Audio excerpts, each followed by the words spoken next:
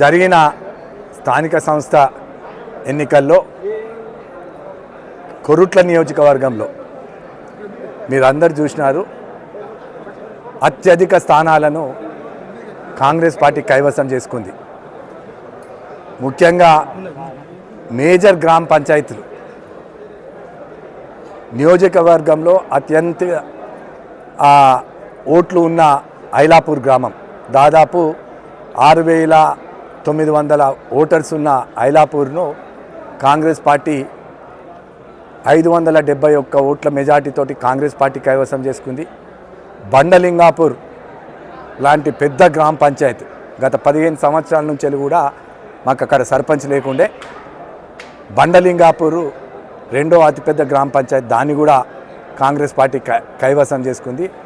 అదేవిధంగా వెల్లుల్ల మూడో అతిపెద్ద గ్రామ పంచాయతీ, మరి ఆ గ్రామాన్ని కూడా కాంగ్రెస్ పార్టీ కైవసం చేసుకోవడం జరిగింది. దాదాపు మేము 49-78లో 49 స్థానాలు మెజార్టీ, 49 స్థానాలను ఇండిపెండెంట్లో కాక 49 స్థానాలను కాంగ్రెస్ పార్టీ కైవసం చేసుకున్నది. ఇది స్పష్టంగా ఇదొక నిదర్శనం. గత 2 సంవత్సరాల నుంచి వెళ్ళి కాంగ్రెస్ పార్టీ సంక్షేమ పథకాలకు, మరి 10 సంవత్సరాల నుంచి వెళ్ళి వాళ్ళ అధికారంలో ఉండి అరాచకం చేసిన దానికి, టీఆర్ఎస్ పార్టీ అరాచకం చేసిన దానికి ఇది ఒక నిదర్శనంగా ప్రజలు భావిస్తూ ఉన్నారు. అందుకే ఇవాళ కాంగ్రెస్ పార్టీకి పట్టం కట్టడం జరిగింది. కొన్ని గ్రామాల్లో రసవత్తరంగా పోటీ జరిగింది. ముఖ్యంగా తిమ్మాయిపల్లి అనే గ్రామం బీసీ ఒక తల్లి కూతుర్ల మధ్య పెద్ద ఎత్తున హోరాహోరీ పోటీ జరిగింది. తల్లి పక్షాన బీఆర్ఎస్ పార్టీకి ఎమ్మెల్యే సంజయ్ గారు ప్రచారం చేశారు. కూతురు పక్షాన కాంగ్రెస్ పార్టీ కూతురు పక్షాన సుమలత అని చదువుకున్నది బీటెక్ అమ్మాయి, తనకు మేము ప్రచారం చేసినాం. మరి యువతరం అంతా కూడా కూతురుకు మద్దతు ఇచ్చి తిమ్మాయిపల్లె గ్రామం నుంచి వెళ్ళి కాంగ్రెస్ పార్టీ అభ్యర్థి సుమలతను పెద్ద మెజార్టీతో గెలిపించడం జరిగింది.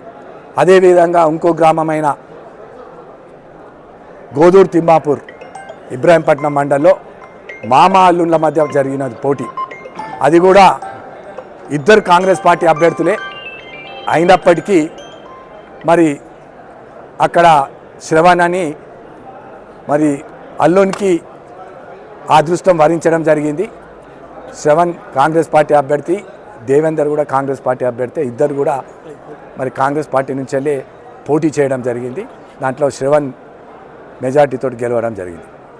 వీటన్నిటికీ కేవలం గత 2 ఏళ్ల నుంచి చేస్తున్న సంక్షేమ పథకాలు, ఇక్కడ ప్రజల మధ్యలో ఉండి అధికారం లేకున్నా కూడా, నేను ఎమ్మెల్యే కాకపోయినా కూడా మా ముఖ్యమంత్రి రేవంత్ రెడ్డి గారు బీఫామ్ ఇచ్చిన వాళ్ళు ఎమ్మెల్యేలు అని చెప్పిన విధంగా మేము ఇక్కడ పనిచేస్తున్నాం. కాబట్టి ఇలా కాంగ్రెస్ పార్టీకి 15 ఏళ్ల తర్వాత అత్యధిక మెజారిటీతోటి మా అభ్యర్థులను గెలిపించడం జరిగింది. రాబోయే జడ్పీటీసీ, ఎంపీటీసీలు, మున్సిపల్ కౌన్సిల్లో కూడా ఇంతకంటే మెరుగైన రిజల్ట్ ఉంటుందని మీ అందరికి తెలియజేస్తాం. చదువుకున్నాడు, భారీ విజ్ఞప్తికే వదిలేస్తాం. ఇవాళ మల్లాపూర్ మండలం అధిక సర్పంచుల స్థానాలు మేమే గెలిచినాం. మరి రమ్మనండి ఎక్కడికన్నా. ఇలా ఇబ్రాహీంపట్నం ఉంది, అత్యధిక స్థానాలు మేమే గెలిచినాం. మెట్పల్లి మండలం ఉంది, అత్యధిక స్థానాలు కాంగ్రెస్ పార్టీ నాతోటి తిరిగిన వ్యక్తులు 15 సంవత్సరాలు అధికారం లేనప్పుడు పోరాటం చేసి నా ఎంబడున్న వ్యక్తులు గెలిచారు. ఇలా కొరుట్ల మండలంలో ఇక్కడ నరేష్ అనే ఇప్పుడు సర్పంచ్గా పోటీ చేసి గెలిచిండు. మోహన్ రావుపేట గ్రామంలో 15 సంవత్సరాల నుంచి వెళ్ళి నాతోటి పనిచేస్తూ ఉన్నాడు. ఇవాళ పెద్ద మెజార్టీతో అక్కడ గెలిచిండు. ఎవ్వరు గెలిచినా కూడా మొత్తం గత 15 సంవత్సరాల నుంచి మా ఎంబడి ఉన్న వాళ్ళు కూడా ఇక్కడ గతంలో బండలింగాపూర్ ఇక్కడ ప్రతి కార్యకర్త కాంగ్రెస్ కష్టపడి ఇలా కాంగ్రెస్ అభ్యర్థిని గెలిపించడం జరిగింది. ఆత్మనగర్ విజయ్, ఇట్లా చాలా ఉన్నాయి. సిర్పూర్ కానీ ప్రతి గ్రామం చెప్పుకుంటూ పోతే అన్ని గ్రామాలలో బండలింగాపూర్ అంత పెద్ద గ్రామం, ఇవాళ కొరుట్ల పట్టణంలోనే కొరుట్ల నియోజకవర్గంలో పెద్ద గ్రామం, అది కాంగ్రెస్ పార్టీ కైవసం చేసుకున్నారు. అది గెలిచినాయని వాళ్ళు పెట్టుకుంటున్నారు. ఇలా తిమ్మాపూర్ నుంచి శ్రవణ్ కాంగ్రెస్ పార్టీ అభ్యర్థి నాతోటి తిరిగిండు, నా కథ వాళ్ళు పెట్టుకుంటున్నారు. తండాలు మాయాన్ని పెట్టుకుంటారు. ఇవాళ మీ మీడియా సాక్షిగా తండా ఏదైతే 3 తండాలు ఉన్నారో వాళ్ళందరూ కూడా నా దగ్గరికి రావడం జరిగింది. నియోజకవర్గంలో ఇప్పుడు సవాలు విసిరింది ఏమైంది? ఇప్పుడు సవాలు విసిరడం అపోజిషన్ పార్టీ వాళ్ళు విసురుతూనే ఉంటారు. ఏమైందని అడుగుతున్నా.